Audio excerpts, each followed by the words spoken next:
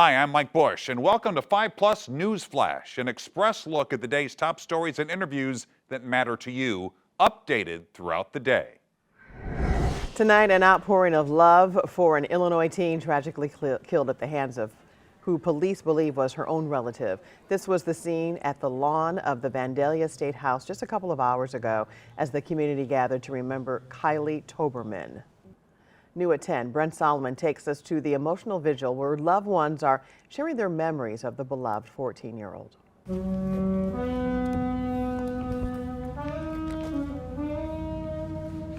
They say a simple song can soothe the soul, especially when so many souls are mourning a loss due to unfathomable circumstances. Outside of the Vandalia State House Friday, candles, prayers, and solidarity as the town showed up in force, remembering 14-year-old Kylie Toberman. A person that was peaceful and happy. She had a smile that could light up a room. A week ago, the Vandalia Junior High teen was reported missing. Hours later, police found her body in a blue tote inside an RV behind the home she lived in. Police later arrested her adoptive mother's son, 43-year-old Daniel Rivera. He's accused of sexual assault and murder. We are doing everything we can to see that this justice is brought to Kylie and that the events leading up to her death are held accountable as well. People of all ages, including those younger than Kylie, showing up to reflect and sign posters in the teenager's honor. Also at the vigil, Kylie's uncle, who hasn't seen her since she was 5 years old. He says something of late told him to reach out, but he never did.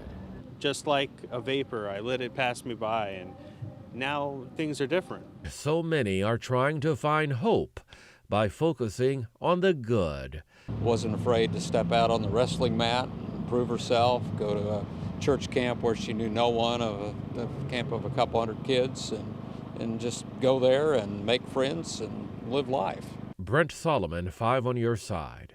And in an unrelated case, Kylie's adoptive mother, Donna Toberman, is now facing multiple misdemeanor charges of unlawful possession of a firearm without a FOID card after investigators found 3 pistols and a .22 caliber rifle in her home. A North St. Louis tornado survivor is still providing free meals to his neighbors months after the storm.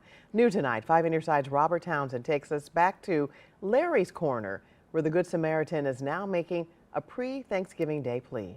It's a rainy, slightly cool Friday night in St. Louis, but that's not stopping Larry Gray from fulfilling his mission. To make sure they have one good meal a day. 6 months ago, an EF3 tornado skipped through St. Louis, severely damaged homes and businesses in North City, and suddenly disrupted the lives of thousands of people, including Larry Gray. My house is pretty messed up. It's the roof needs to be replaced. I got plumbing work needs to be done. The 66-year-old retired labor worker turned his storm-related struggles into service.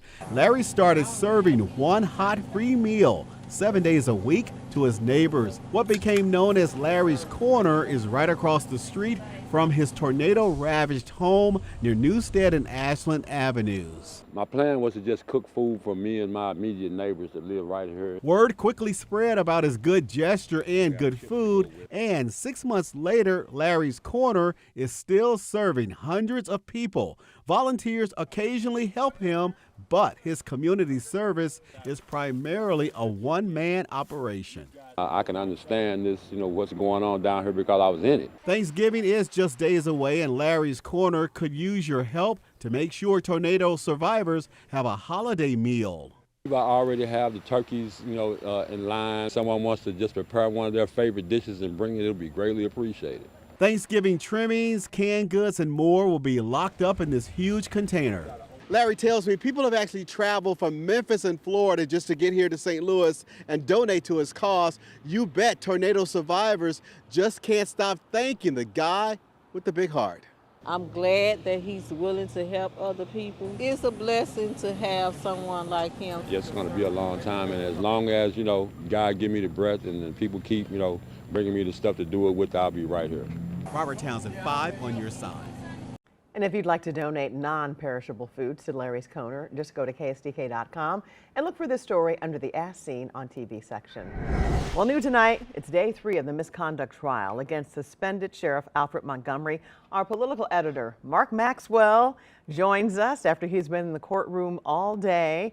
First, let's start with the moment that turned heads. There's been a little chaos in the courtroom and some drama. Let's start with the drama today, that dramatic testimony from the former deputy, Darrell Wilson, about the gas encounter at the gas station. Can you tell us more about that? Yeah, that might have been the most damning, at least in the top 2 most damning moments of today. Darrell Wilson is now with the St. Louis County Sheriff's Office. He testified that Alfred Montgomery, just after taking office in January, cornered him inside a gas station in South City, accused him of impersonating a deputy. He had been off the job already, had him up against a wall, threatened to arrest him unless he handed over his personal gun.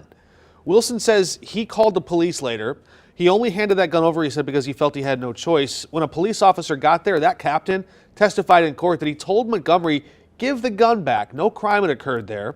That sequence really painting a picture of a sheriff inventing authority, Kelly, that he just didn't have and using force or intimidation to get his way. Okay, so we have heard about the financial patterns within the sheriff's office, and the city auditor also talked about that. So for people who have not been following this, what did she uncover, and how does this fit into the picture that the state is trying to paint in this case? One of the big charges, and keep in mind, if the judge finds Montgomery guilty of any one of those 6 charges, he can be expelled. One of those charges has to do with mismanaging funds. And what the auditor described today was not just merely sloppy bookkeeping. It was really systemic. She found more than $800,000 in overspending in just half a year, employees with no time cards, job descriptions that didn't match reality, and a taxpayer-funded job apparently used as childcare with the deputy who they had a nickname for. They called her the nanny. She's the one who brought the sheriff's kids to and from work and school. She also testified the sheriff's office blew past normal approval processes to rush to buy a $50,000 take-home Tahoe. That was money never meant to be used for cars. These financial choices, not just accounting errors, they go right to the heart of whether the sheriff abused those public resources. There's so much to uncover, but we are out of time. I know, we got a lot more to get to. I know, a lot more to get to. So the trial starts again on Monday? Restarts Monday. They think they're going to wrap it up on Tuesday before the Thanksgiving break. Alfred Montgomery not expected to testify in this case. Oh, okay. All right. Thanks so much, Mark. Our political editor will hear much more about this case. Tonight, after a shocking report on a nonprofit in Franklin County, a former employee speaks to 5 on Your Side. The Grace Report claims children at Niños de Mexico suffered years of child abuse and nothing was done. Now, one woman is advocating for all of the survivors in this case. We first reported on the case earlier this week, and tonight, Justina Cornell sits down to hear the woman's experience. Justina?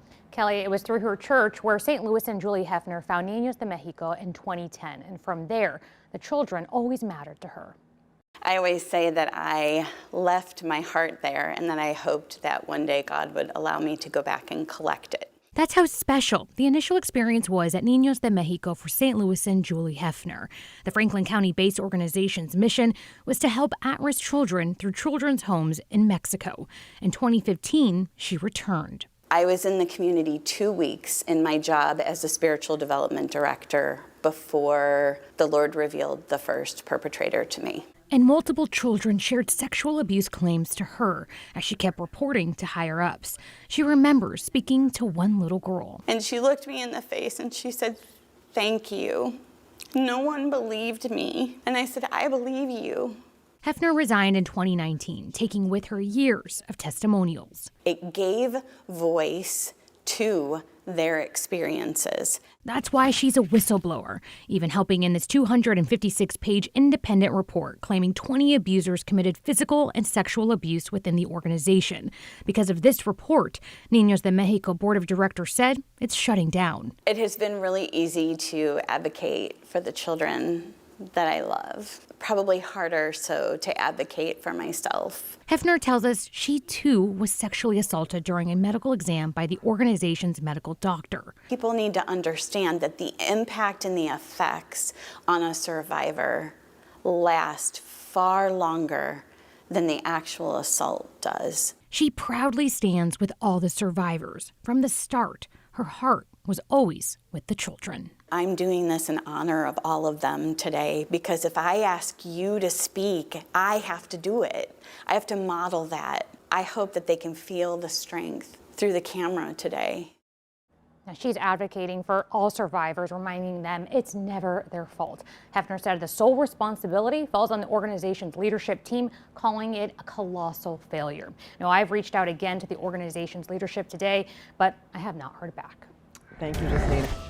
Despite evidence showing no connection between vaccines and autism, the CDC's website recently replaces scientific evidence with anti-vaccine talking points. Experts say this is the latest move by the Trump administration to alter long-standing U.S. policy on vaccines. Julia Benbrook has the latest from Washington. Medical professionals are voicing concerns as scientific information on the Centers for Disease Control and Prevention's website has been replaced with anti-vaccine talking points. Bullet points on the site now state that vaccines do not cause autism is not an evidence-based claim. Dr. Dimitri Daskalakis, who recently resigned as director of the CDC's National Center on Immunization and Respiratory Diseases, said the change was a, quote, national embarrassment. My advice to parents is talk to your pediatrician. The American Academy of Pediatrics completely disagrees with this update. The Autism Foundation disagrees with this update. So speak to people who actually are experts and take care of children. While the main heading on the page still states vaccines do not cause autism, it comes with an asterisk that directs readers to a footnote. There it states the wording was not removed due to an agreement with the chair of the U.S. Senate Health, Education, Labor, and Pensions Committee that it would remain on the CDC website. That seems to refer to a commitment by HHS Secretary and longtime anti-vaccine activist Robert F. Kennedy Jr. to Republican Senator Bill Cassidy during his confirmation process. In a statement following the website change, Cassidy said in part, "I'm a doctor who has seen people die from vaccine-preventable diseases. What parents need to hear right now is vaccines for measles, polio, hepatitis B, and other childhood diseases are safe and effective and will not cause autism. Any statement to the contrary is wrong, irresponsible, and actively makes Americans sicker." An HHS spokesperson defended the changes, saying they reflect gold standard evidence-based science. But it is important to note that there are many credible studies that have found no relationship. At the White House, I'm Julia Benbrook. Tons of other food drives have popped up across the St. Louis area. One of them was led by 2nd and 3rd graders. Around 8 this morning, kids at the College School in Webster Groves rolled out their red wagons, or any color really, loaded with food for a little over a mile to a nearby church. Over the last few weeks, they've been collecting non-perishable food items for people in need, and their raincoats and hoods. Organizers say the 38-year tradition helps students learn about food insecurity, helping their neighbors in need, and the value of community service through hands-on help. They learn about how to be engaged. They learn how to take care of each other. We believe in stewardship of all kinds, stewardship of community, stewardship of spaces, stewardship of each other. And so our 2nd and 3rd graders are learning how to be leaders. They're learning how to support each other. They learn different mathematical skills based on the counting and sorting that they do. And they learn how to take care of themselves. This year's food drive broke records, just shy of 15,000 food items being collected. Last year, the kids collected around 8,000. Welcome back at 9:23 this morning. President Donald Trump is facing backlash after calling for the arrest of half a dozen Democrats and suggesting they be put to death. The 6 lawmakers posted a video to social media urging members of the military to disobey any unlawful orders from the White House. Trump responded to the video on social media, writing, quote, "Seditious behavior, lock them up, and seditious behavior punishable by death." He later reposted in a comment which said, quote, "Hang them, George Washington would." Many Democratic lawmakers are outraged by this, while the White House is defending the comments. This is perhaps the most reckless, irresponsible thing that he has done all Congress, and it's going to get a lot of us killed. We have kids. They're suggesting, Nancy, that the president has given illegal orders, which he has not. And to suggest and encourage that active duty service members defy the chain of command is a very dangerous thing. Many Democrats are calling for additional security for the lawmakers involved. Some say they've already received hundreds of threats. Meanwhile, one Democrat is reaching across the aisle with President Trump. New York City Mayor-elect Zohran Mamdani was in the Oval Office yesterday for a surprisingly friendly meeting given the months of tensions between he and Trump. NBC's Garrett Hockey shows us what's changed. Tonight, in a Hollywood-style twist, I tell you, the press has eaten this thing up. President Trump and incoming New York City Mayor Zohran Mamdani trading their past clashes for compliments. The better he does, the happier I am. I appreciated the time with the president. I appreciated the conversation. A stunning shift after repeatedly blasting each other for weeks. Their party installed a communist as the mayor of the largest city in the nation. Donald Trump attacks the very fabric of this democracy. The president was asked about those past clashes. I mean, he's got views that are a little out there, but who knows? I mean, we're going to see what works, or he's going to change also. We all change. I think he is going to surprise some conservative people, actually. The president's warm welcome included stepping in when a reporter pressed Mamdani on his past attacks on the president. Are you affirming that you think President Trump is a fascist? I've spoken about... That's okay. You can just say yes. Okay. All right. Okay. It's easier. It's easier than explaining it. I don't mind. Mamdani saying he found common ground with the president after speaking with Trump voters in deep blue New York City. There were more New Yorkers who voted for President Trump in the most recent presidential election because of that focus on cost of living, and I'm looking forward to working together to deliver on that affordability agenda. They have starkly different views. Mamdani, a Democratic socialist, has pledged rent freezes and government-run grocery stores and criticized law enforcement, including ICE. We discussed this at great length, actually, maybe more than anything else. He wants to have a safe New York. If there are horrible people there, we want to get them out. I think he wants to get them out maybe more than I do. And the president was asked if he'd feel comfortable with Mayor Mamdani in his hometown. Yeah, I would. I really would, especially after the meeting. The question is, we bring it back all the way? And if he can, we'll be out there cheering. I'll be cheering for him. Okay? Thank you very much, everybody. You're taking a live look over St. Louis Lambert International Airport, where this year experts are predicting a record travel year. The FAA says this Thanksgiving travel period will be the busiest in 15 years. They're expecting nearly 18 million people to travel by plane between Tuesday and next Tuesday. Meanwhile, AAA is predicting some 81 million people to travel at least 50 miles by car this Thanksgiving. So you want to be safe out there. This year, Celebrate St. Louis is teaming up with the Gateway Arch National Park Foundation. The parade will step off at 2 this afternoon along Market Street, and it comes to an end at Keener Plaza. And that is where the annual Winterfest kicks off later today. Right now, the whole plaza is being converted into a winter wonderland with free ice skating, food and drinks, and fireworks. There's also special movie and game nights planned, fashion shows, and much more for you and the family. The festival runs through January 11th. We'll have more on that and what you can expect from Winterfest this season later this morning on Today in St. Louis at 9.